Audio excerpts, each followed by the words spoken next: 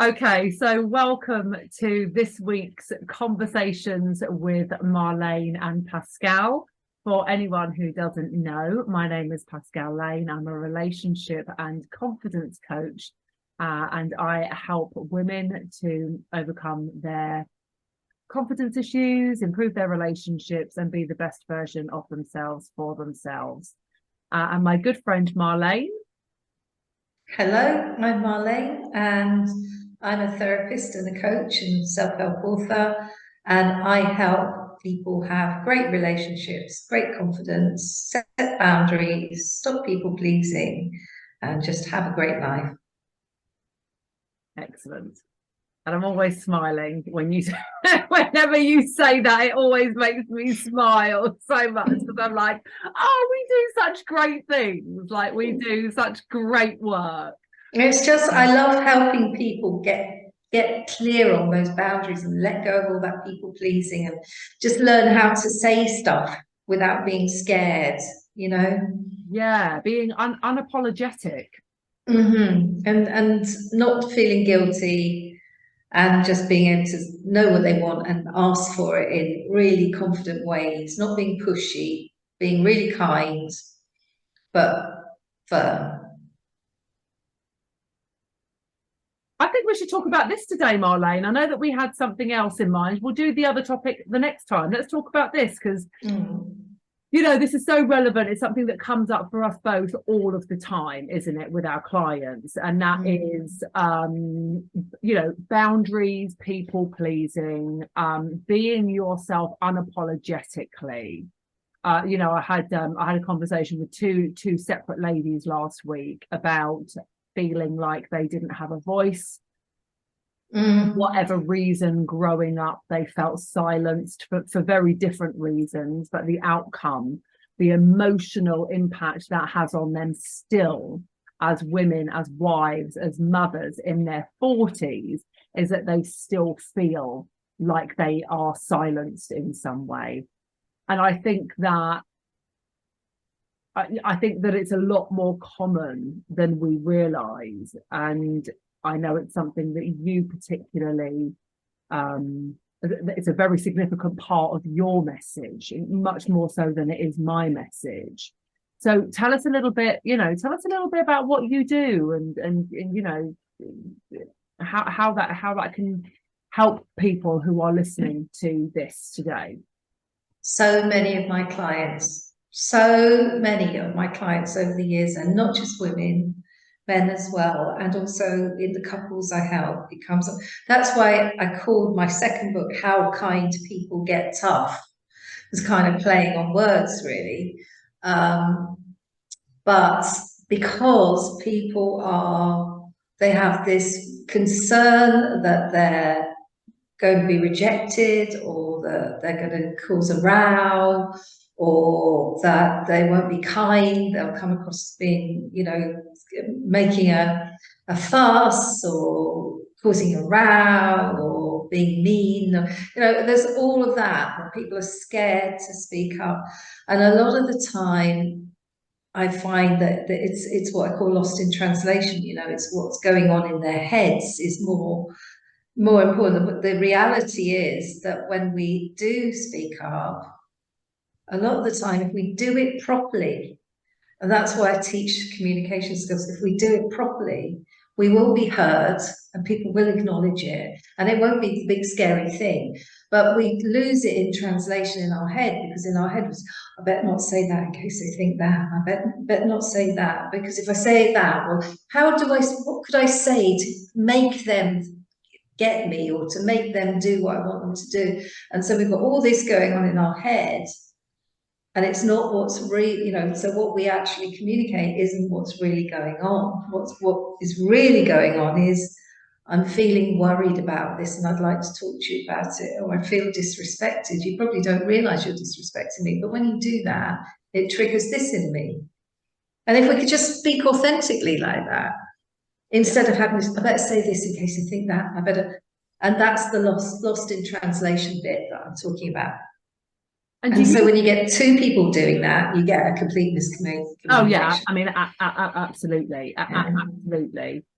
Do you find that when your clients are talking to you about this kind of thing, do you find that it is in relation to, is it always in relation to their partner, or is it usually in relation to a family member, like a biological family member?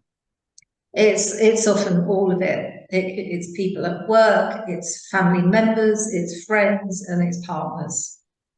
And sometimes people will do it in one way with their partner and another way with their friends. It all depends on what messages they've learned in their early years. So it might be, say, a woman with a male partner, for example, might have worries about saying certain things or asking for respect in certain ways, and she'll feel quite confident to do that with her female friends. Yeah. And maybe that's because she had issues with her dad or a male family member. It's about feeling safe, isn't it? It's about feeling safe. Yeah, actually, funnily enough, I was having this conversation with one of my really good friends just last week, and yeah, it is about, we can say certain things to some people unapologetically because we feel safe with them, but if there's anything that jeopardizes that safety, then it can throw up all sorts of emotions, most of which most people are unaware of, like in order to intellectualize the emotions. It feels a little bit heavy, but actually put a name on that emotion and understand what it actually is. Yeah. And I think, as I say in the book, at the beginning of the book, where I'm talking about what is assertiveness, what really is assertiveness, because people get confused. They think it means getting into a power struggle and saying, oh, you put me down, so I'm going to put you down. That's not what assertiveness is at all. Assertiveness is being authentic and speaking from the heart. But as I say in the book, we are all people pleasers to a certain degree, because there is, that sort of primitive part of us who wants to feel safe, wants to feel we can survive, we want to be sheltered, we want to have food. And if you imagine somebody living in a tribe and they speak up and say something that goes against what the tribe wants, well, they're going to get cast out of the tribe, and then they're not going to survive. So there is that instinctive thing in us to keep ourselves safe in our social group. And then there's also the child part of us who learned that as well. As a child, all those big people are taking care of me. If I do the wrong thing, I get into trouble. And I don't want to be shouted at by mummy or, daddy or the teacher or somebody being cross. So I better be a good boy or a good girl and always say yes. Always do what I want, what I'm meant to do, and not say no. And I don't want to eat my dinner or whatever it is. And so we've got a lot of stuff going on naturally for us that drives us to please others.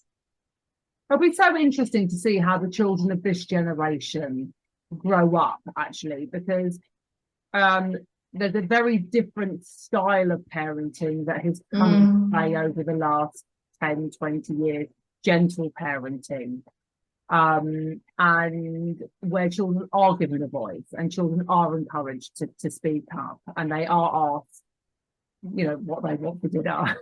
Rather than being told what they're eating for dinner. And so I was just thinking of that, I mean, I know not everybody follows that parenting style, but it'd be very interesting to see whether or not it shifts. And whether that is enough, or whether that creates its own chaos and confusion in 20 or 30 years time down the line. It's about balance, really, isn't it? And I think that there are certain things, for example, if your child is sticking their fingers in a plug socket, you've got to say no, so yeah, there is that, isn't there? But I think also one of the things I find, and maybe you do too with your clients, is that a lot of the time people don't set boundaries because they don't know what they want. They know what they don't want. You know me, I'm always going on about figure out what you don't want and turn it into you do want. But people talk all the time. I don't want this. I don't like this. Oh, I wish he wouldn't do this. I wish she wouldn't do that. Well, you never do this, and you always do that. You always do that, and there's never I would like you to, please, because that would be great for our relationship. That's one of the communication skills I teach people. That would be great for our friendship. That'd be great for our business relationship, whatever it is. If you could do that, I'll do this and you do that. Wouldn't that would be great? It's so simple, but we get caught up with the emotions of, oh gosh, I wish they wouldn't do this thing. And so when I say to the client, well, let's talk about boundaries, they'll very often say, oh, I have no idea what they are. Yeah, absolutely. And putting if we're thinking about partners, we think about, because I know you do a lot of couple work, and I mean I do too, although less so now. Thinking about that rejection wound, and if I put boundaries in place, and if I speak up for myself, all that concern, I've got a couple of clients in mind when I think about this, all of that rejection and abandonment that was perceived as a child. Well, for one was real, but for most people is perceived. Then gets kind of brought into play, isn't it? So, working out what you want and how you want it. Well, what happens if I say it and then they say no, or I get pushed back? Then what? Is very, I think it's very hard. I think it's a real hard thing to kind of balance, because not because then you risk your partner or loved one saying no to you, but then because you get all of your worst fears confirmed. Yeah. So what's the alternative? Well, I mean, talking is always the part of the solution. It's not the overall solution, obviously, but it's always the main part of the solution. And I think when I think that's the bit that most couples think that they're doing, but they're not. Think that they're doing it well, but they're not. The solution is never black and white. The answer is never black and white. If the answer to something is no, and I've been through this so many times with my own husband, then we have to explore we have to explore the feelings behind the original desire. We have to understand the feelings behind the block, the obstacle. And then we need to talk about it, and then we need to work out, okay, so is my desire my actual desire? Like you say, right? I know what I don't want. We hear this all the time. Like, I know what I don't want, but am I actually wording what I do want? Is what I think I want what I really want, or actually is there something else? Am I making myself clear? Do I actually there's something else that I actually want in order to feel supported, loved, validated, whatever that word is. And if your partner then says no, or says that that's going to be difficult for me, then let's explore then what that is about, and let's unpick that.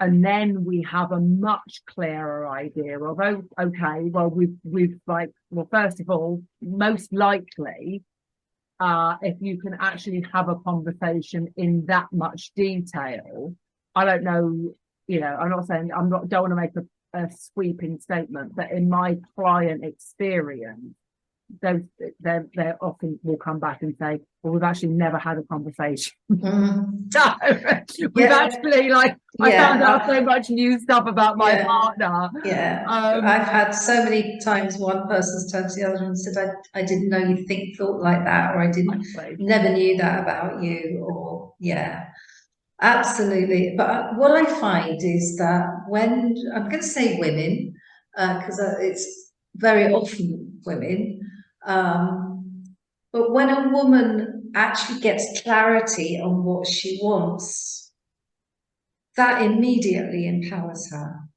She immediately feels stronger to be able to then talk to her partner.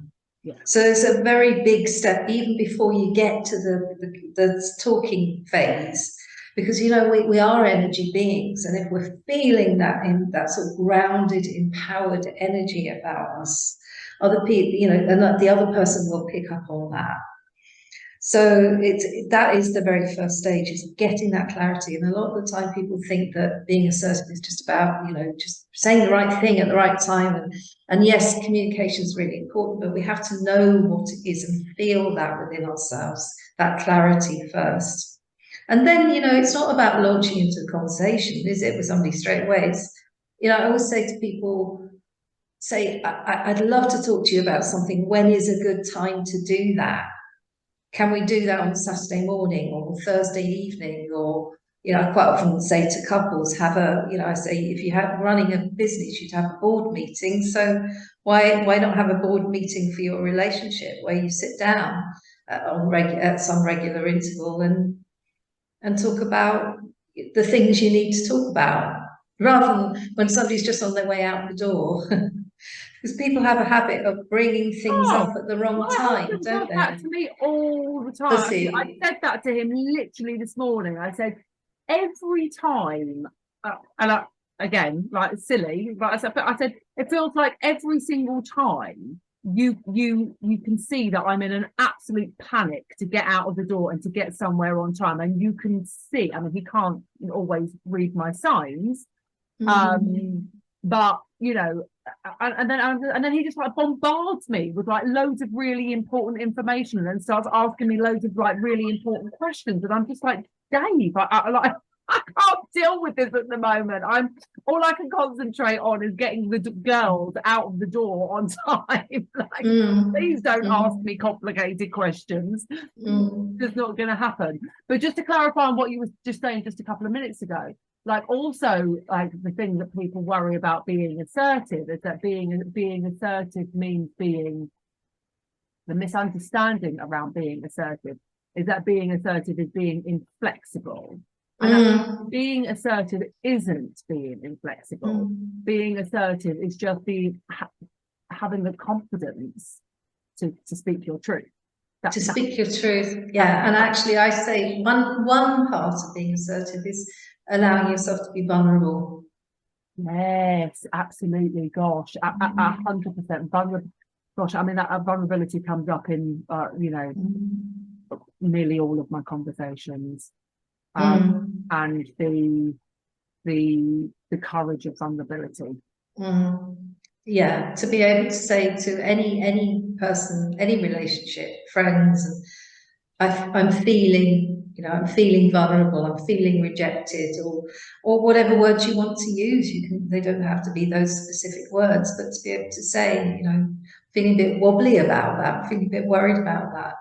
I wasn't quite sure what you meant when you said that, and I took it this way, but I'm not sure that you meant it that way. Can I check in with you about that? Yeah.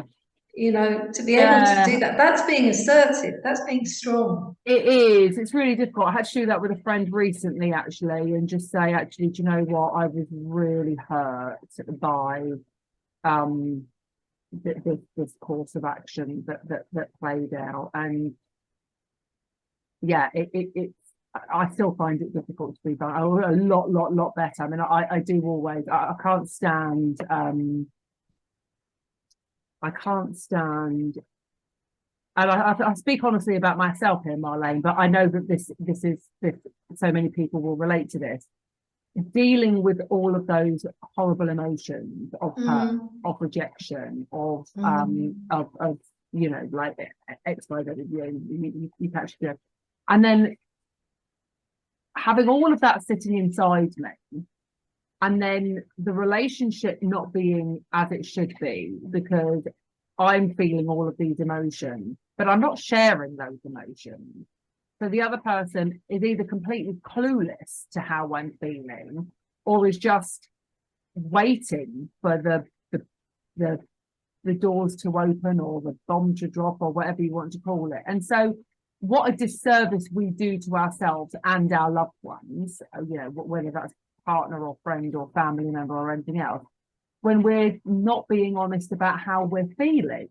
You know, and like, don't get me wrong, like I held it in for a while because I didn't really know how to, I didn't know what to do with it. You know, like sometimes something hurts so much, you've got to kind of, you've got to let it settle in your before you can actually articulate what's going on. But once it was out, it was so much easier, and the difference that it made was so quick. Good. And you just think, God, what a pressure we all put on ourselves by carrying this emotional load when we've got something to say and we don't feel able to say it. You know, and do you know what? It leaks. It leaks out. It leaks out, and it leaks out in weird ways. In horrible ways. We can be passive aggressive without realizing we're doing it. We can reject other people because we're feeling rejected and we don't like it, so we push them away. It does leak out. We do communicate. We're always communicating, no matter what we say or don't do or don't do. It's a communication.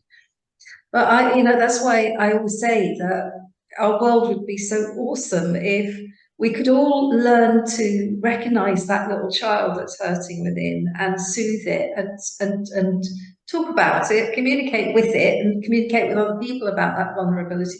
And then we can move into a more adult space. And can you imagine our whole world, all the world leaders, if they were coming from a more adult, if they were assertive, truly assertive out there in a child, and what sort of amazing world would we have? And this is why I say, you know, that if we can deal and we can learn to be more assertive and let go of the people pleasing and set better boundaries and communicate with each other, our whole world can change then. Lovely. Wow, what a great what a great note to end on, Marléne. Keep working at it. Okay, all right. Well, that I mean that I can't top that. That's a perfect way to end. But only just to say that to anybody watching that wants to know about working with Marléne or myself, there's a link in the description of this video, either above or below, depending on where you're watching this, and you can contact Marléne or myself through that link, or just by sending us a direct message, and get in touch and get the conversation started. Thank you so much, Marléne, for such a lovely conversation as always. Thanks, Pascale. Yeah, that's brilliant. Brilliant. All right, and I'll catch up with you soon.